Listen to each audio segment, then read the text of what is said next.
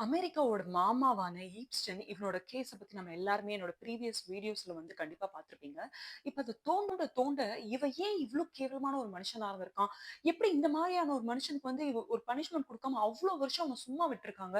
அதுவும் ஒரு கேஸ்ல அவன வந்து ஜெயில்ல போட்டும் கூட, வாரத்துல 1 நாள் வந்து அவன் வந்து ஜெயில்ல இருந்தால போதும், டெய்லி வந்து வெளில போயிட்டு போயிட்டு வந்துட்டு இருக்கலாம். அப்படின்ற மாரி இவனுக்கு எப்படி இந்த மாரி ஒரு ஜட்ஜ்மென்ட்ட குடுத்தாங்க?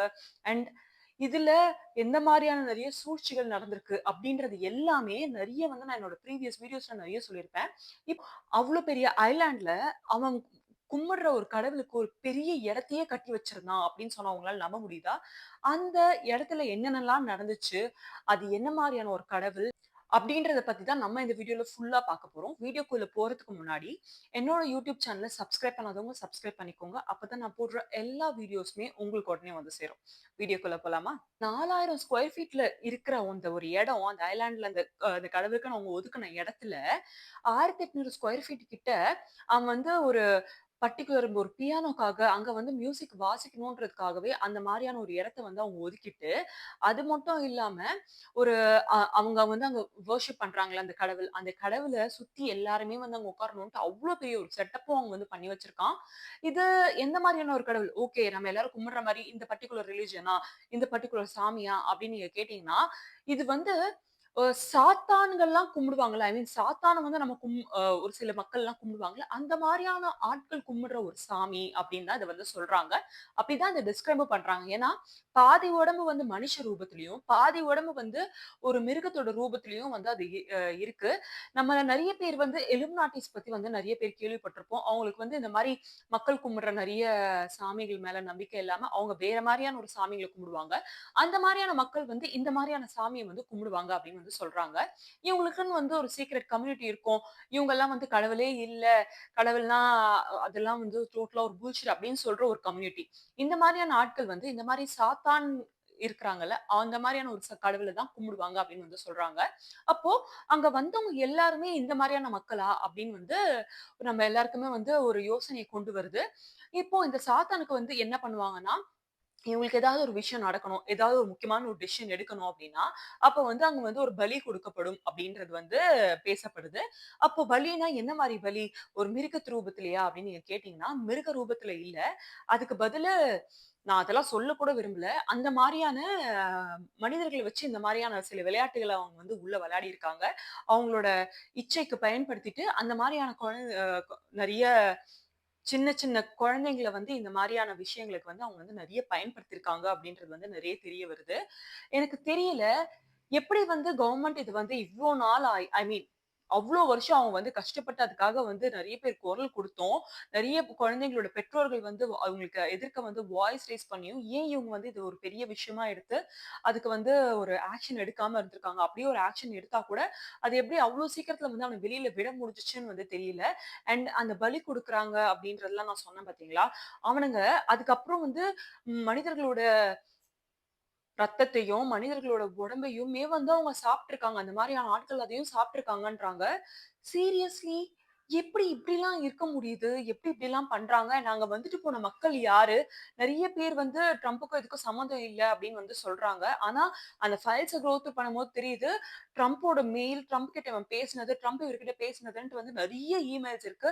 அண்ட் ஃபோட்டோஸ் அண்ட் வீடியோஸ்ன்ட்டு எல்லாமே இருக்கு. அவர கேட்டா வந்து ஃபர்ஸ்ட்டு இல்லவே இல்ல. எனக்கு ஜஸ்ட் தெரியும் அப்படின்னு சொன்னாரு.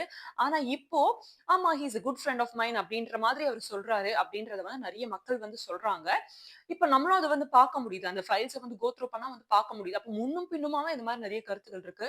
இப்போ அவன் வந்து கோர்ட்ல இருக்கும்போதே வந்து அவன் வந்து அங்கேயே ஒரு தவறான முடிவு எடுத்துட்டு, இப்ப அவன் நம்ம கூட இல்லன்ற மாதிரியான ஒரு ம ஜட்ஜ்மென்ட்டும் வந்து வந்திருக்கு.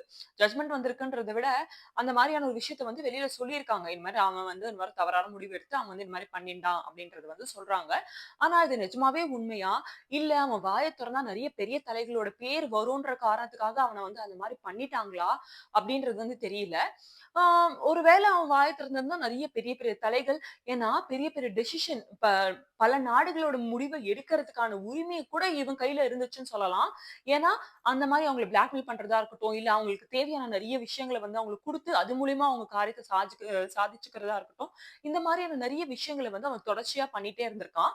இப்போ அது மூலியமா வந்து இவ்ளோ வருஷமா கேஸ் நடந்துமே கூட, இப்ப இப்ப வரைக்குமே வந்து அந்த அ அதுல பாதிச்ச நெறைய பெண்களுக்கு வந்து ஒரு நல்ல ஒரு முடிவு கிடைச்சுச்சா? இல்ல இந்த கேஸ் ஒரு முடிவுக்கு வந்துச்சா? அப்படின்னு நீங்க கேட்டீங்கன்னா, ஒரு பாதிப்பு, ஒரு ட்ராமான்னு இருக்கிறது வந்து அந்த பொண்ணுங்களுக்கு வந்து எப்பவுமே இருக்க போறது தான். அது வந்து ஒரு முடிவுக்கு வரப்போறதே இல்ல.